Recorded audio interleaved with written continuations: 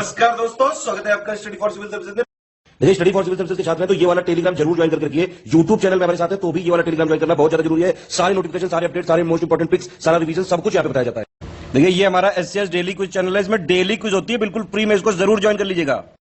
ये हमारा इंस्टाग्राम का पेज है, इसको जरूर फॉलो कर लीजिएगा। Study for civil dot services करके अगर आप इंस्टाग्राम में सर्च करेंगे तो आपको मिल जाएगा। वीडियो के डिस्क्रिप्शन में इसकी लिंक दी हुई। इसमें आप स्टोरी सेक्शन जरूर देखते रहा करिए, प्लस इसमें हाईलाइट्स आते रहते हैं और प्लस पोस्ट आती रहती है, इनको जरूर फॉलो करते रहिए। नमस्कार दोस्तों, स्वागत है आपका स्टडी फॉर सिविल सर्विसेज में। उत्तराखंड पीसीएस का जो प्रीलिम्स एग्जामिनेशन 2021 वाला होने वाला है, उसके लिए हम एमसीक्यू सीरीज़ की वीडियो सीरीज़ लाए हैं। तो उसी क्रम में अगला वीडियो है ये।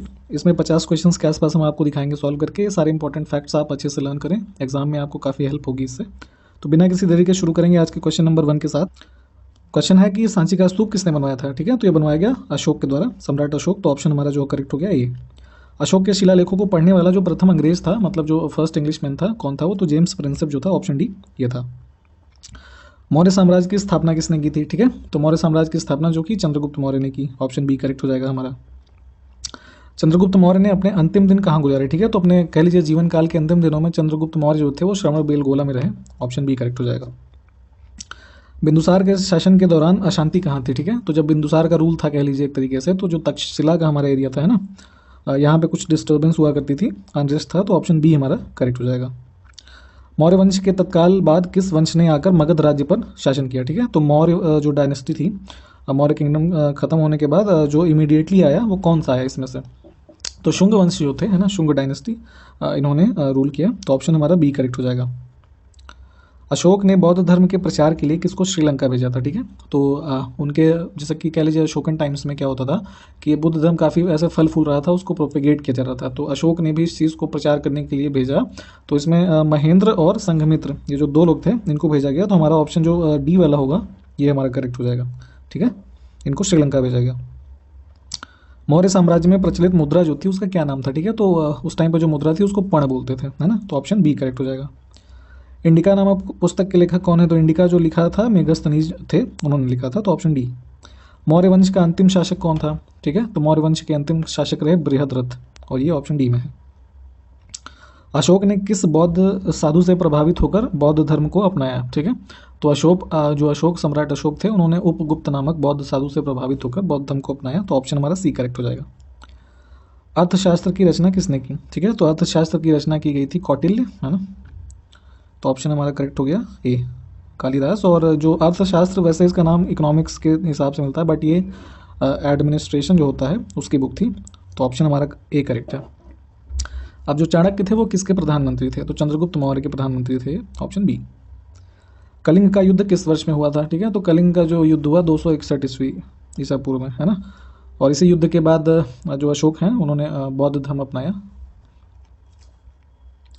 अब निम्न में से कौन से वह व्यक्ति हैं जिनका नाम देवनाम प्रियदर्शी था? ठीक है, तो देवनाम प्रियदर्शी नाम से किसे जानते थे? ऑप्शन हमारा करेक्ट हो जाएगा सी, अशोक को बोलते थे। चंद्रगुप्त मौर्य का प्रसिद्ध गुरु चाणक्य का संबंध किस विद्यालय से था? ठीक है, तो चाणक्य का जो संबंध था वो था आपका तक्षशिला विश्वविद्यालय से, है ना, तो ऑप्शन हमारा ए करेक्ट हो जाएगा। सम्राट अशोक के पिता का नाम क्या था? ठीक है, तो सम्राट अशोक जो पुत्र थे वो बिंदुसार के पुत्र थे, तो ऑप्शन सी करेक्ट हो जाएगा। डायमेकस किसके शासनकाल में भारत आया था? तो डायमेकस जो फॉरेनर था, ये बिंदुसार के रूल के दौरान इसने इंडिया का विजिट किया।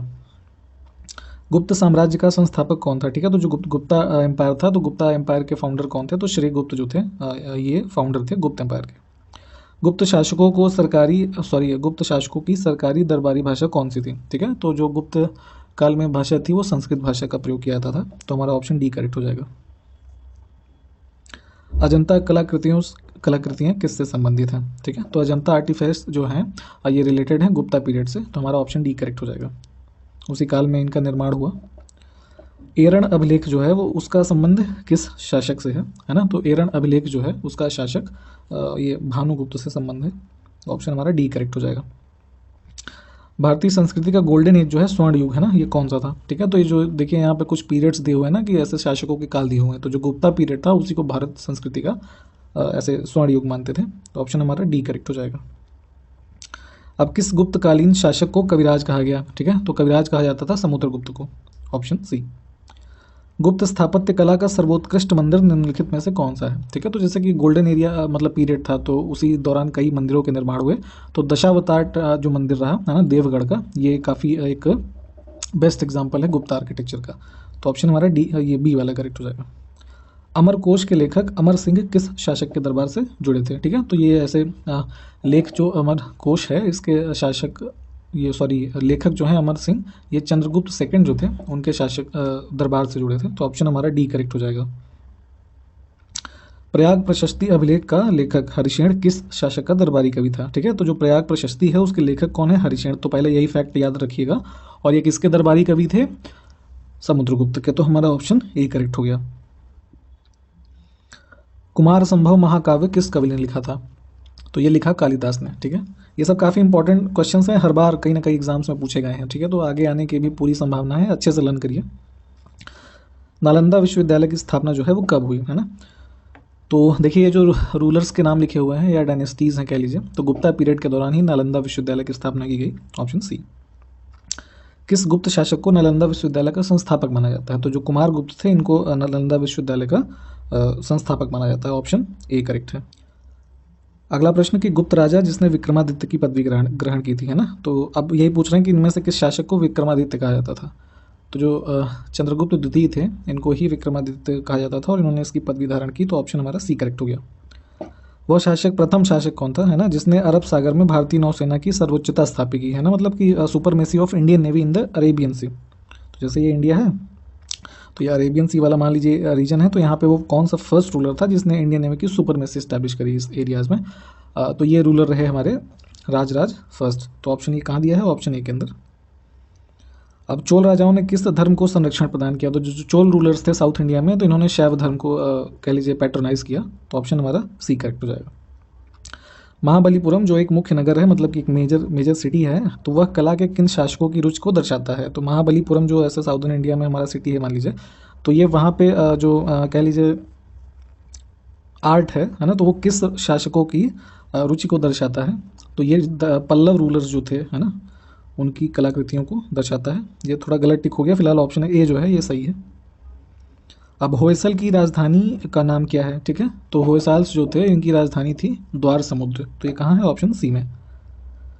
विरूपाक्ष मंदिर का निर्माण किसने किया था? तो विरूपाक्ष मंदिर जो था ये चालुक्यों ने, चालुक्य शासकों द्वारा विरूपाक्ष मंदिर का निर्माण किया गया। Option D.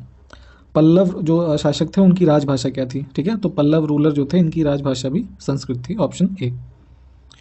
एलोरा गुफाओं का निर्माण किसने करवाया था? आपसे कुल मिला के ये पूछ रहे हैं। तो एलोरा गुफाओं का निर्माण करवाया राष्ट्रकूट रूलर्स ने। तो ऑप्शन हमारा सी करेक्ट हो गया। चोल काल में निर्मित नटराज की कांस्य प्रतिमाओं में देवाकृति जो होती थी वो प्रायः कैसी होती थी? कुल मिला के ये पूछ रहे हैं कि in the bronze statues of Nataraja made in the Chola period. ठीक है, चोल काल में।